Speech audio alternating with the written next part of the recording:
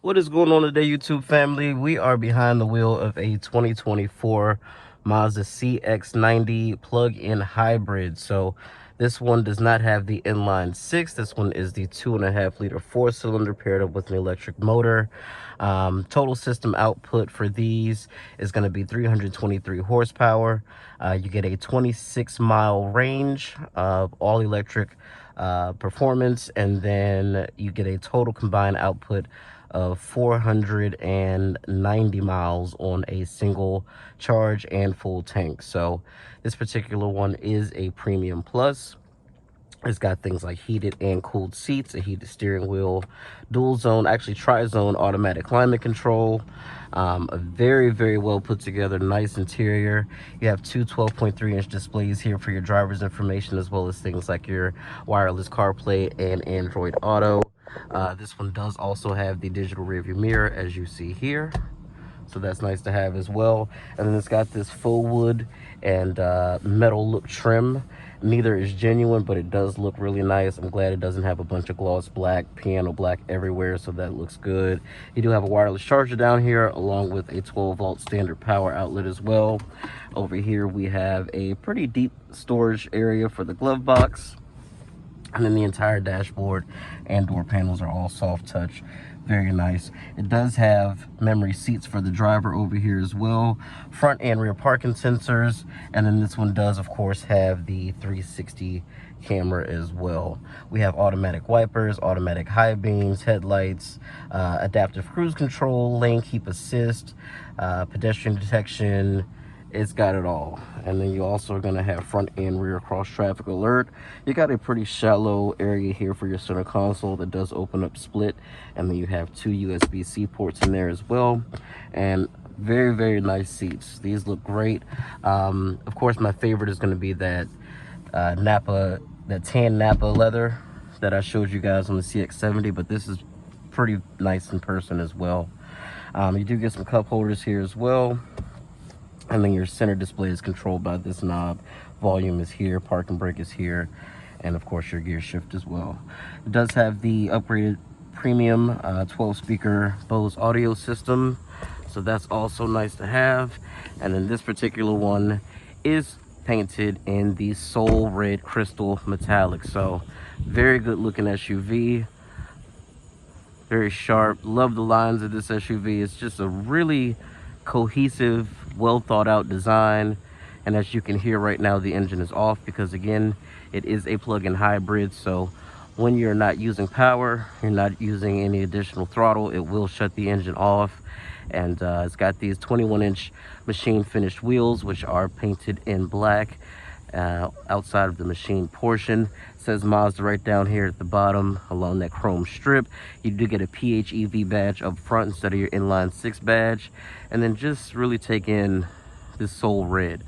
I'm not a big fan of red cars, but this Soul Red is beautiful. Very nice. Go ahead and open it up. You do get your plug-in hybrid electric vehicle badge, and this has all of its mats and stuff back here, but you can pull up your third row very easily just by doing that.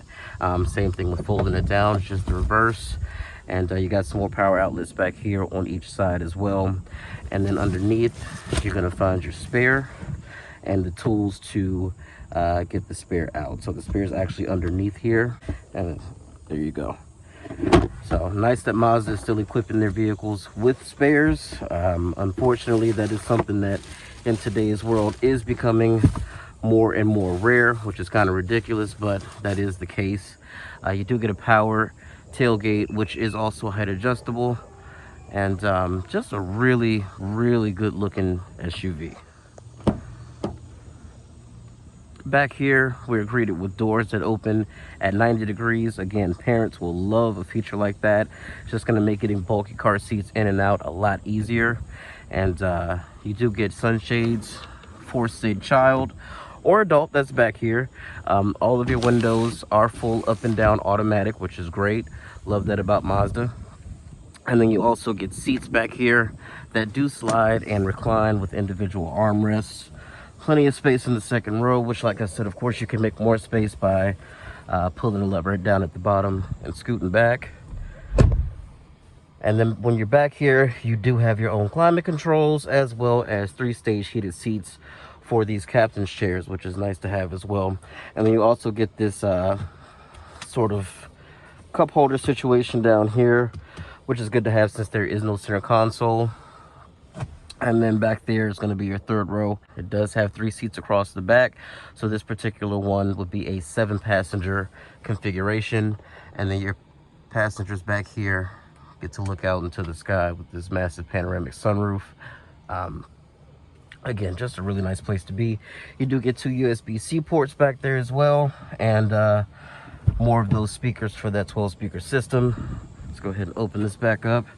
This 90-degree opening door also makes it easier for, you know, people to get out just in general. So it is very, very useful and helpful that it has that.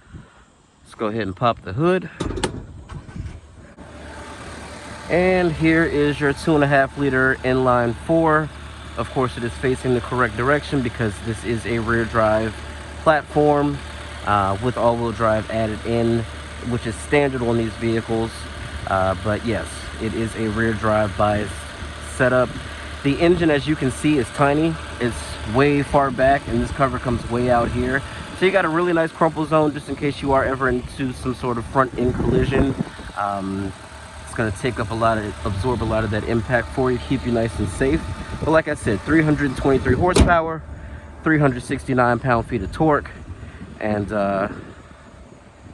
some people even say that this is faster than the inline 6, which is believable just because the electricity is going to be available immediately, where the inline 6 does have to get to a certain RPM to reach max power.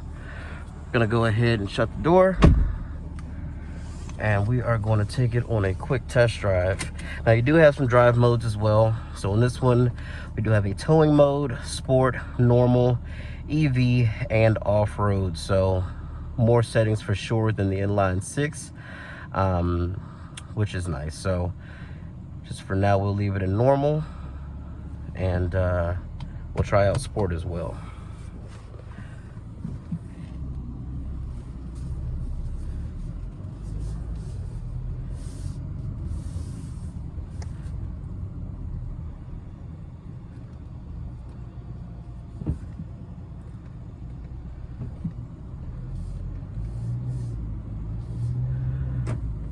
And unlike a lot of hybrids, this does have a traditional 8-speed automatic transmission. A lot of hybrids have an ECVT.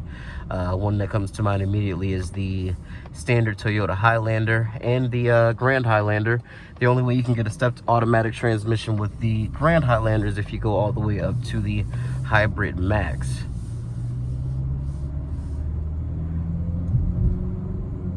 Which on that vehicle is a 6-speed auto, and this is an 8, so a little bit of a difference there as well. Take this down so you guys can see how clear the screen actually is. It looks a little fuzzy with that on there.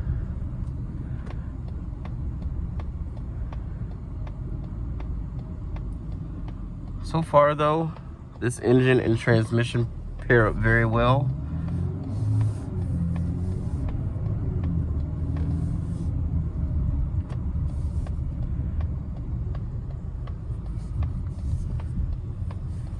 Put it up into sport really quick.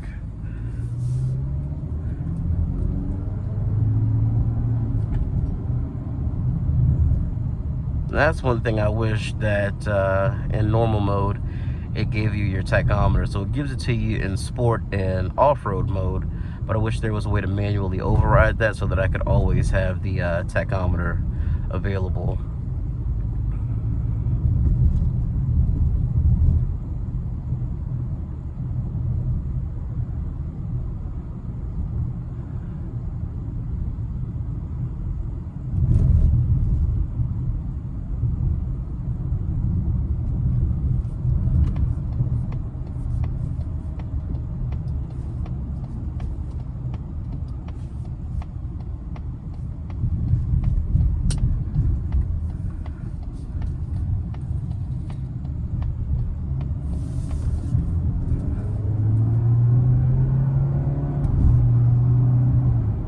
Now, even if this is faster on paper, you know, 0 to 60 times versus the inline six, I prefer driving the inline six for sure.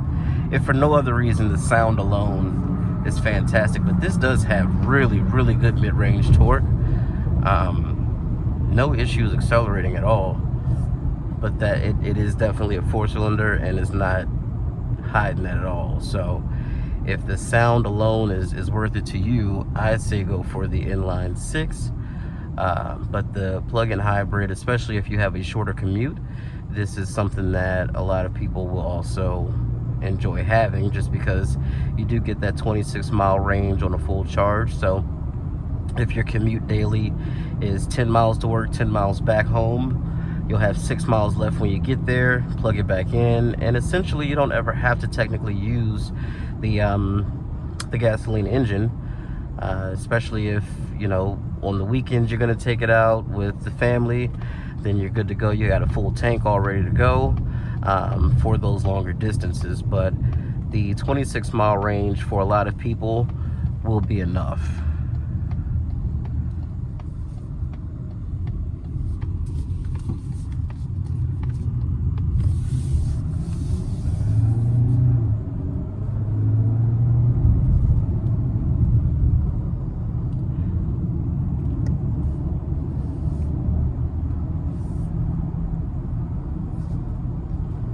Are still in sport mode, and I gotta say, for something as large as this vehicle is, it does handle incredibly well.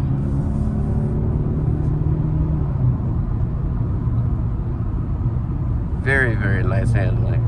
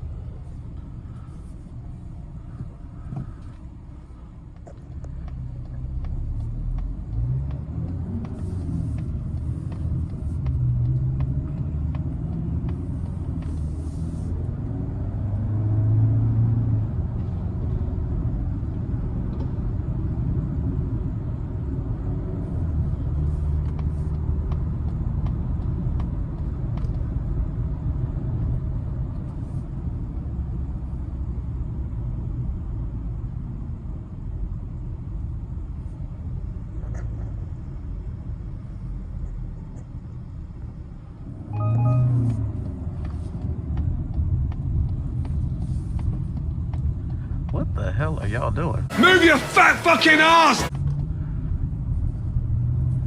There was no need to get bunched up right there. I think this is a fantastic handling vehicle. It's got all the features that most families want or need. And then there are a lot of, believe it or not, there are a lot of people that are single that drive these. They just like the SUV, they like the size, they like the space that they have. You know, if they want to bring some friends along, they can. This is an excellent, excellent road trip vehicle. And yeah, you know, you don't necessarily have to have a family to have a vehicle like this, but obviously most people who are in the market for something like this are typically carrying, you know, 4 to 5 people at a time, and they want them to have as much comfort as possible. Which again, either way you look at it, whether you're looking at this as a family car or just something for yourself, it's a win. It's a win. It's crafted beautifully. It's got some really nice materials, excellent technology, and the driving dynamics are almost unmatched. I gotta say, they are almost unmatched, especially when you're looking in this price point. You know, when you start breaking down all the things that can be had for under $60,000, and I know people are like, that's expensive. Well, cars are just expensive now. That just is what it is. You can either keep driving the car you've had for 10 or 15 years and putting repairs into it, or you can buy something pre-owned, certified, or you can step out there and get something new. For the people who are looking for something new, they understand the car market, they know what prices are. So when I tell you that this car can be had for under 60,000, it, with all the technology and features, it's kind of a bargain for what it offers. And again, especially the driving dynamics, which again, as far as I'm concerned, are pretty much in a class of their own. You know, only when you start talking about the Germans, which is going to be at a higher price point for all that this vehicle has, do you even start to get close with respect to driving dynamics, how it feels, the steering, the all-wheel drive system, the fact that it's a rear biased setup. It feels premium, it feels luxurious. It's just a very nice, solidly built three-row SUV. It just is. And for that reason, the Mazda CX-70 and 90 are, you know, in my opinion, two of the best at what they do. Not a whole lot out there that is going to get you the feel that they provide for the money that they're asking.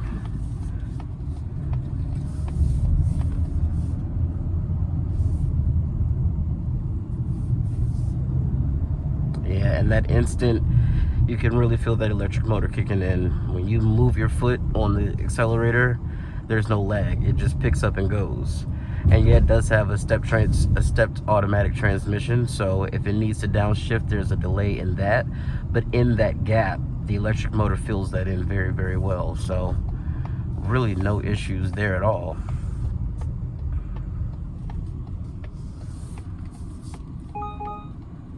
And that's my front cross traffic alert there, letting me know that somebody was coming.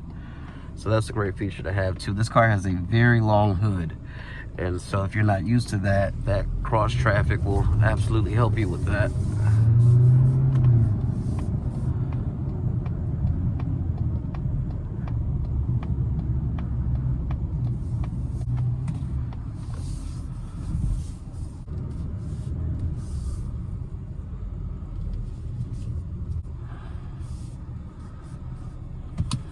All right, guys, as always, thanks so much for joining me in today's video. I hope you enjoyed that. Let me know in the comments what you think of the CX-90 plug-in hybrid. Is it something that you would consider over the very, very successful Toyota Highlander with respect to sales and loyalty? If you are a Highlander owner now, is this something that you could see yourself potentially cross-shopping when your lease is up or when you're ready for a new SUV?